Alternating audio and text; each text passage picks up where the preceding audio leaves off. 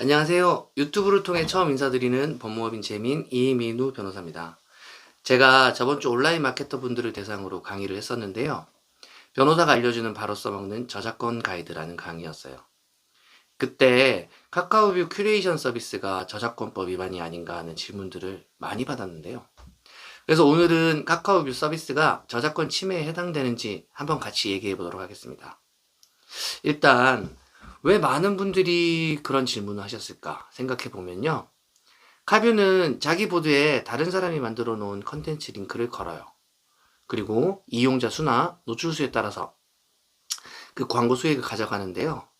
그러니까 뭔가 내가 만든 것도 아니고 다른 사람이 열심히 만들어 놓은 컨텐츠를 링크 하나 딱 걸어서 돈을 번다는 게 느낌상 공정하지 않다 이렇게 생각하시는 것 같았어요. 그래서 다들 이게 저작권법 침해 아니냐라고 물으셨던 것 같은데요. 과연 이게 법적으로도 저작권법 위반일까요? 일단 단순 링크 자체는 저작권법 위반이 아닙니다. 그런데 한 가지 주의하셔야 할 게 있어요.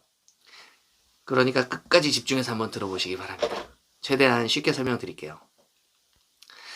저작권법이라는 건 저작물을 창작한 저작자에게 저작권이라는 권리를 줘서 보호해주는 법이에요. 그리고 이 권리를 크게 두 가지로 나눠볼 수 있는데요.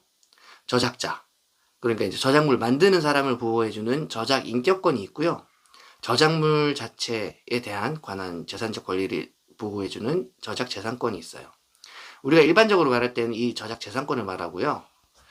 그리고 이 저작 재산권에는 7가지 권리가 보호되고 있어요. 그 7가지 권리를 여기서 말씀드리기 좀 그렇고요. 자, 지금까지는 잘 따라오셨죠? 이제 또 말씀드릴게요. 아까 저작 재산권 중에 복제권, 대여권, 배포권 이런 7가지가 있는데요. 너무 복잡하기도 하고 우리가 상식적으로 알아야 될 그런 간단히 3가지만 말씀드릴게요. 바로 복제권, 공중전송권, 2차 저작물 작성권이에요. 쉽게 말하면 우리는 다른 사람이 만들어 놓은 창작물을 허락 없이 복제하면 절대로 안 됩니다. 그리고 마음대로 전송해서도 안 되고요. 예를 들어 제가 북튜버예요. 그래서 감명 깊게 읽은 책을 저작권자 허락 없이 막 낭독을 해요. 그러면 그때 낭독을 할 때 복제가 이루어지는 거예요. 그래서 복제권 위반이 되는 겁니다. 그리고 이 낭독한 걸 유튜브에 업로드해요. 그럼 이건 전송을 한 거잖아요. 그럼 바로 공중송신권 위반이 된 거예요. 그리고 이 책이 만약에 외국 서적이었다. 그래서 번역을 해서 영상을 올렸다. 그러면 2차적 저작물 작성권 위반이 됩니다. 자, 그러면 다시 카카오뷰 큐레이션 서비스로 돌아와서 한번 살펴보면요. 이 단순 링크 행위가 위에 7가지 저작 재산권 침해에 해당되는지 한번 따져봐야 돼요.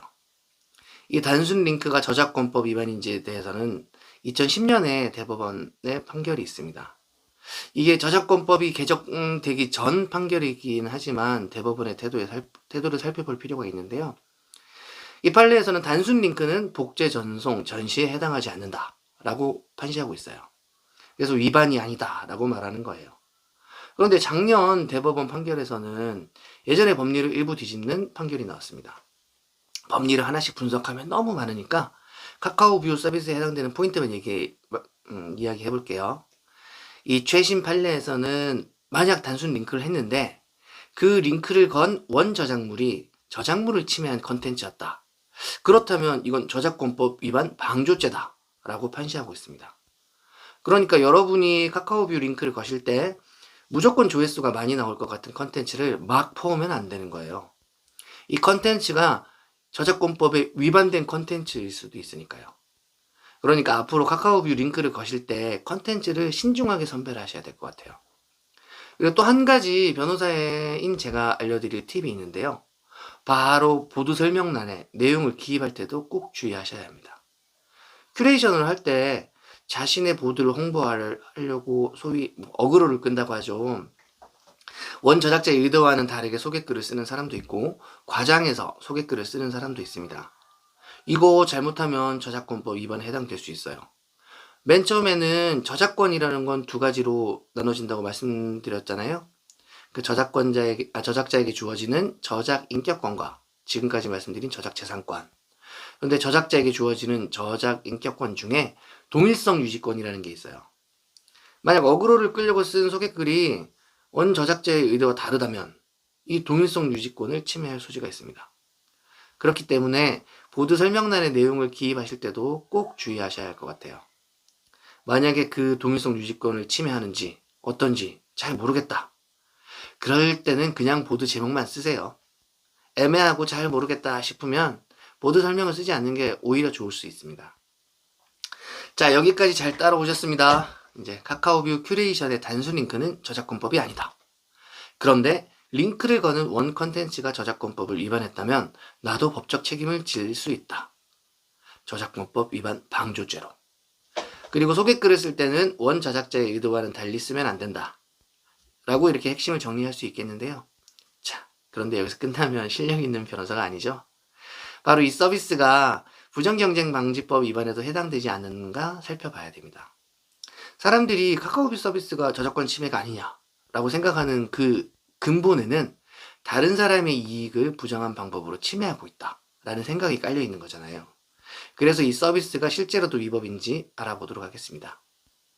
이 부분은 제가 2탄에서 다시 촬영해서 말씀드리도록 하고요. 자, 그럼 카카오뷰 2탄에서 만나요. 안녕.